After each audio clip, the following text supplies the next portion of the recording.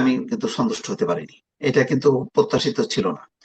সংসদ হয়েছে, নতুন করে কি করা যায় সেই সংসদের আলোচনা হবে। আউট অফ পার্লামেন্ট কিছু কিছু বিষয় নিয়ে যেভাবে বিরোধী দলগুলো সময় ক্ষেপণ করছে, এতে কিন্তু সরকারি দল টেকনিক্যালি লাভবান হয়েছে। কারণ যে সময়টা সরকার দায়িত্ব নিছে, যদিও সরকারের এটা ক্রিয়েশন না, কিন্তু তারপরও হামের যেভাবে বাচ্চারা মারা যাচ্ছে, এইরকম বার্নিং ইস্যু, জ্বালানি তেলের দামের কারণে কি পরিমাণ পরিস্থিতি মানুষ ভুগলো, সাফার করলো, আহ, এই ইস্যুগুলিকে সমাধানের জন্য কি কি কর্ম পরিকল্পনা, কিভাবে যৌথ উদ্যোগ নেওয়া যায়, আহ, সেইগুলো আলোচনা না হয়ে এমন আলোচনা আসলো, সেই মনে হচ্ছে আহ, মানে আওয়ামী লীগের জায়গায় বিএনপি, আর ওই বিএনপির জায়গায় হচ্ছে আওয়ামী লীগ, এরকম ভাবে স্বাধীনতা মুক্তিযুদ্ধ এই ইস্যুগুলো নিয়ে মানে আলোচনা হবে। এতে বিএনপি কোণঠাসা, বিরোধী দল কোণঠাসা হইলো, কিন্তু সরকার লাভ কি হলো? আর বিরোধী দলেরও বা কি লাভ হলো? এই জুলাই গণ অভ্যুত্থানের কি মানে এবং গণভোট নিয়ে তার সাবজেক্ট গুলি নিয়ে বলতে পারে যে এই পয়েন্ট গুলো দ্রুত এই সংসদে আমরা আসে না, আমরা এই করি, মীমাংসা করি। সেগুলি না নিয়ে অ্যাজ ইট ইজ জুলাই সনদ এইরকম ঢাউস ভলিউম যেটা সালাউদ্দিন আহমেদ দেখালেন, এত এইসব নিয়ে যেহেতু অনেক বিতর্ক এটা নিয়ে পাল্টাপাল্টি আছে, ওইগুলিতে না যে স্পেসিফিক ভাবে দ্বিকক্ষের পার্লামেন্ট অথবা তত্ত্বাবধায়ক সরকার ব্যবস্থা ফিরে আনা, বা প্রধানমন্ত্রীর মেয়াদ 10 বছর করা, রাষ্ট্রপতির ক্ষমতা আহ, মানে কিছু ক্ষমতা দিয়ে ভারসাম্য আনা, এই বিষয়গুলি নিয়ে প্রস্তাব উত্থাপন করার দরকার ছিল। যেহেতু জুলাই সনদ নিয়ে সরকারি দলের আপত্তি আছে, সেখানে নোট অফ ডিসেন্ট আছে।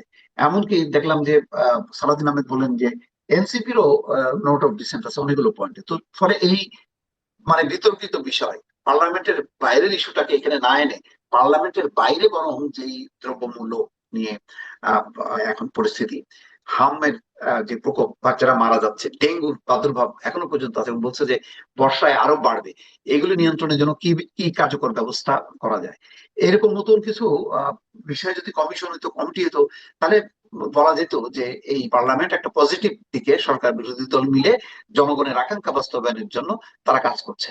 আমি তো তা কিছু দেখলাম না। গণতন্ত্র পুনরুদ্ধারের জন্য আপনি দেখেন যে মূল ইস্যুটা কি ছিল, সংকটটা ছিল হচ্ছে নির্বাচন। সেই নির্বাচনটা কেন হয় না? হয় না দলীয় সরকারের অধীনে নির্বাচন হওয়ার জন্য। তাই এখানে এইটার উপরে কি কোনো আলোচনা হলো? তত্ত্বাবধায়ক সরকার ব্যবস্থা কবে ফিরবে, কিভাবে ফিরবে, নতুন আঙ্গিকে কোনো প্রস্তাবনা আছে কিনা, এটা নিয়ে তো আমি বিস্তারিত আলোচনা দেখলাম না। হতাশ হইলাম। দেখেন, 18 সালে মাত্র 6 জন ছিল এমপি বিএনপির, সেই বিতর্কিত সংসদেও রুমিন ফারানা যেভাবে জমজমাট করে তুললো, হারুন রশিদ যেভাবে জমজমাট করে তুললো, এবার আমি কিন্তু না এনসিপির তরুণ সদস্যরা সেভাবে জমজমাট করতে পারলো, বা জামাতের কোনো সদস্য জমজমাট করতে পারলো। এই দিকটা আমার কাছে একটু ইয়ে লাগলো। এত শক্তিশালী বিরোধী দল থাকার পরেও কেন কেন জানি নিষ্প্রভ লাগলো। তারা বাইরে যেভাবে জমজমাট করে বক্তব্য বিবৃতিতে, জনসভায়, পার্লামেন্টে আসলে বিএনপির সামনে এসে যেন ফিউজ হয়ে যায়। এইটা আমার কাছে খুব অবাক লাগলো যে কেমন যেন নিষ্প্রভ হয়ে যায়।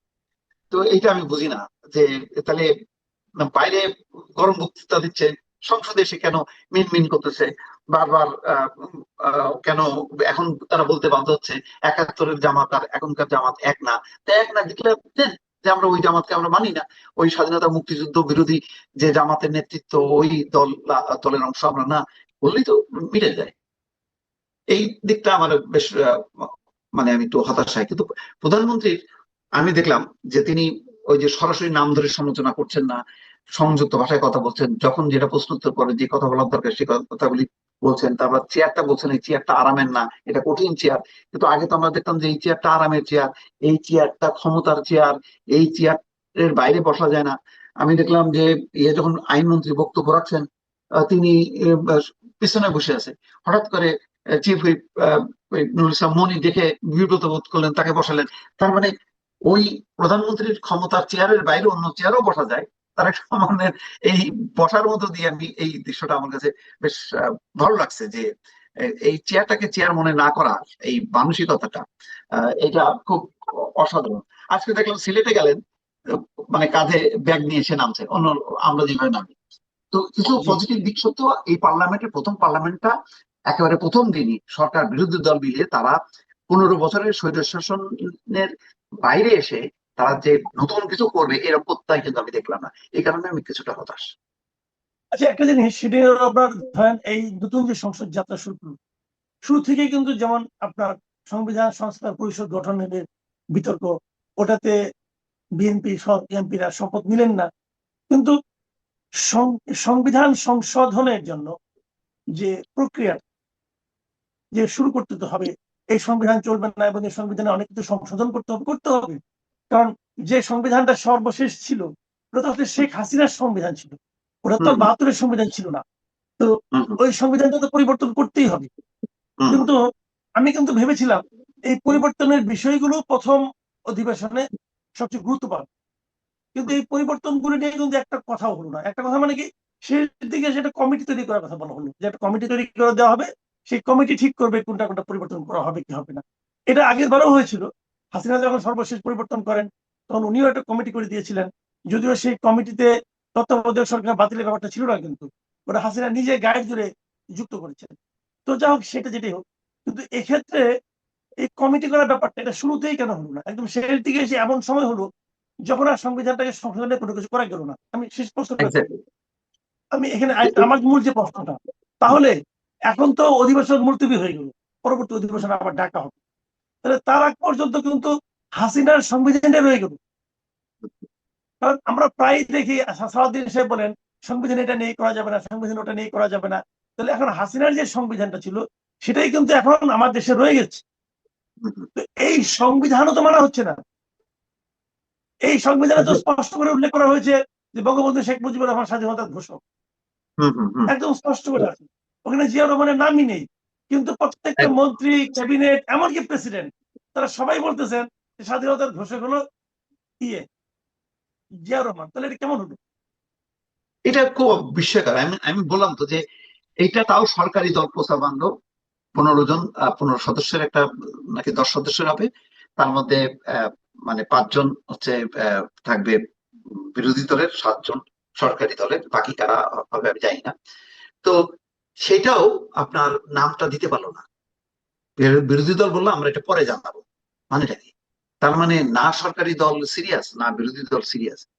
তাহলে আহ, মানে হইলোটা কি? হইলো কি আমি এটাও বুঝলাম না। যে কাজটা 8 মাস ধরে সংবিধান সংশোধনের জন্য একেবারে সংবিধান ছুঁড়ে ফেলায় দেয়, একেবারে এটা একদম বাতিল করে দেয়, ডাস্টবিনে ফেলায় দেয়, এত আওয়াজ, কিন্তু সংসদে এসে এই আওয়াজটা নাই কেন? সংসদে এসে শেষ বেলায় যাও করা হলো, তাও একটা কমিটি পর্যন্ত করার জন্য বললো না পরে বলবো বলে ঝুলাই দিল। আমি এটা বললাম তো, এটা মানে আমার কাছে খুবই অস্বাভাবিক লাগলো। তাহলে এই জুলাই সনদ, গণভোট বলে বলে এই সমস্ত কিছু সময় ক্ষেপণ করা, এত তাদের শপথ পর্যন্ত তারা নিয়ে নিল, দ্বিতীয় শপথ নিল, কিন্তু সংসদে এসে এই মানে দ্রুত গতিতে সংবিধান সংশোধনের জন্য কমিটি করা, তাও সরকারি দল কেন, এটা তো বিরোধী দলের আর্টসটা আরো বেশি থাকবে, যেহেতু তারা দ্বিতীয় শপথ নিছে। তারা কি সংবিধান কি সংস্কার পরিষদের সদস্য হয়ে গেছে অটোমেটিক। তো সেটা বাস্তবায়নের দিকে তাদের তো সেই বক্তব্য দেখলাম না। তো তো সেই কারণে আমার কাছে এটা খুব অস্বাভাবিক লাগলো যে সেই আহ, যেই সংবিধান ছিল, তাহলে সেই সংবিধানই কিন্তু চলতে থাকলো। তাহলে এই 25টা দিন এই যে লম্বা একটা সেশন হলো, এটা কি হলো এটা শেষ পর্যন্ত? তারপর দেখেন রাষ্ট্রপতির ভাষণ, বলতেছে তারা গ্রেপ্তার করতে, তাকে এই করতে, অথচ মানে কত স্ববিরোধিতা। যাকে গ্রেপ্তার করতে বলতেছে সেই মানে অভিযুক্ত রাষ্ট্রপতির কাছে তারা শপথ তো নিছিল তারা ইনু সরকারের সময়। আমার কথা হলো যে ওই 18 মাস তা আমি বাদ দিলাম এই বিতর্ক করতে, এখন তো পার্লামেন্ট একদম আপনার সামনে আছে খাবার। আপনি আগে খাবার জি। কেন নষ্ট হলো, কেন ওই সময় বিরিয়ানির মধ্যে ঠিক মতন মাংস দেওয়া হয়নি, বেশি মাংস দেওয়া হয়নি, আপনি ওই বিতর্ক করবেন, নাকি এখন যে বিরিয়ানি দিল তার মধ্যে মাংস আছে কিনা আমি এটা দেখবো? তো আপনার সামনে প্লেট সব